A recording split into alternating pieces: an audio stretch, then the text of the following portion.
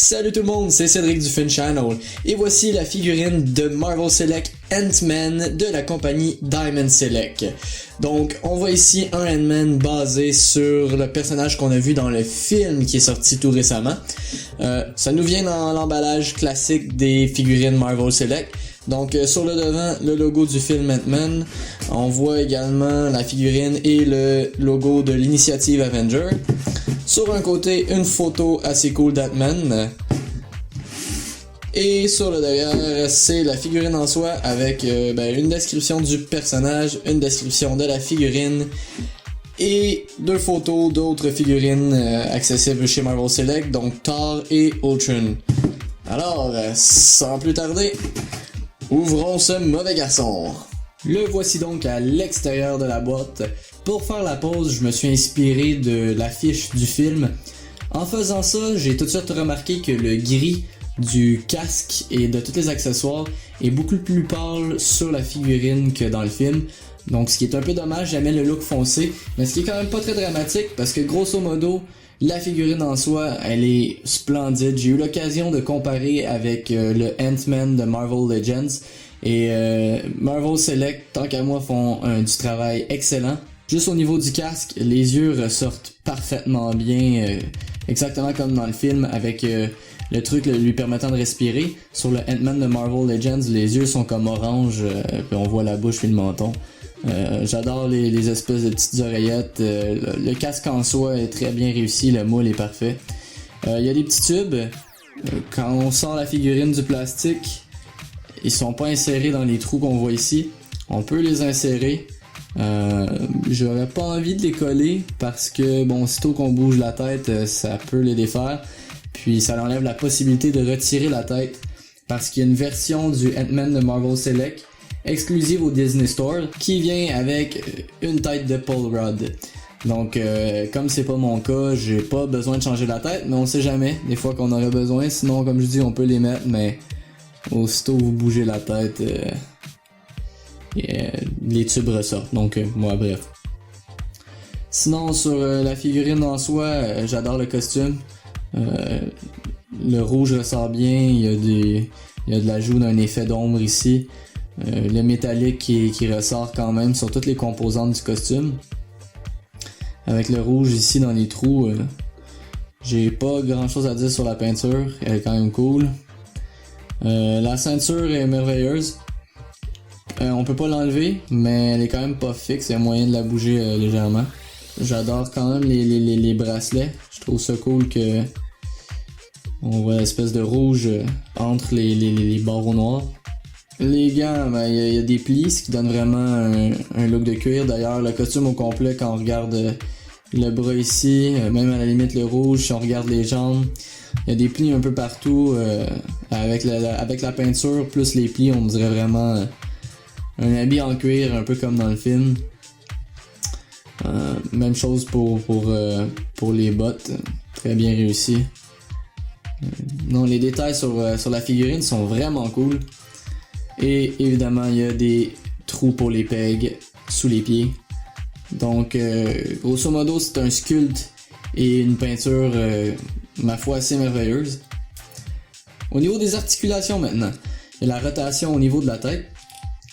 On peut la monter haut comme ça, la baisser comme ça, donc un mouvement quand même raisonnable. Les bras peuvent monter jusqu'en haut comme ça, avec évidemment la rotation.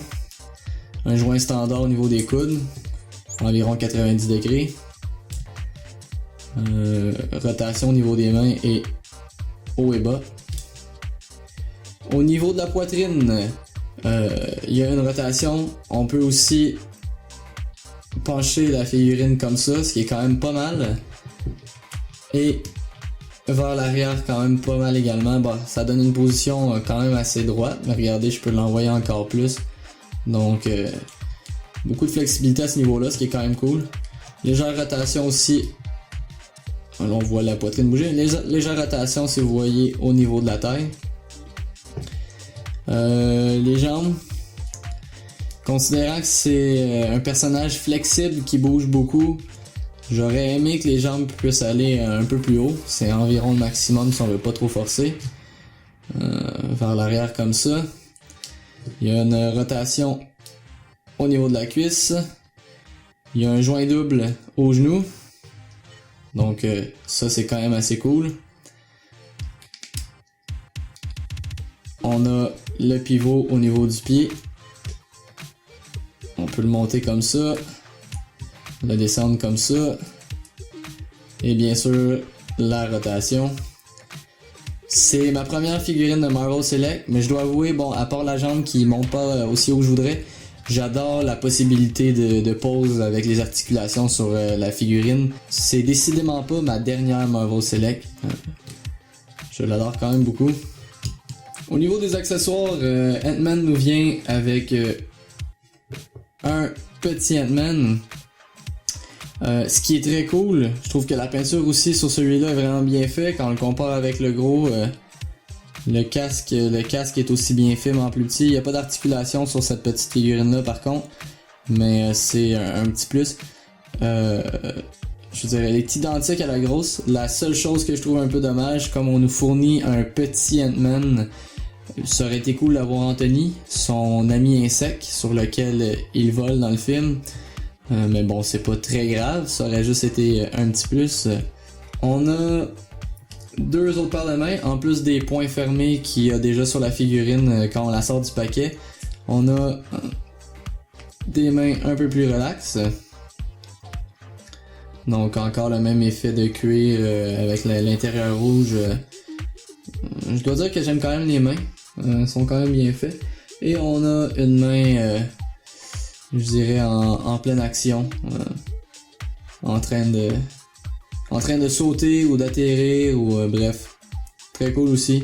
Donc plusieurs possibilités en combinant les trois paires de mains. C'est le temps de mesurer. C'est le temps de comparer. Le voici avec Hulk de 10 pouces pour donner une idée de ce qu'aura l'air Ant-Man avec les Avengers. Le voici avec la petite famille de Ant-Man, je devrais dire.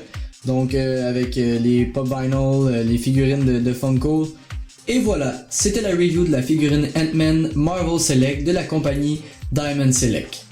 Malgré deux petits bémols, cette figurine de 7 pouces a vraiment fière allure. Ses articulations feront probablement quelques jaloux sur tablette, et je peux vous assurer que cette figurine ne sera pas ma dernière de cette compagnie. Pour voir tous les produits de la compagnie Diamond Select, rendez-vous sur le www.diamondselecttoys.com.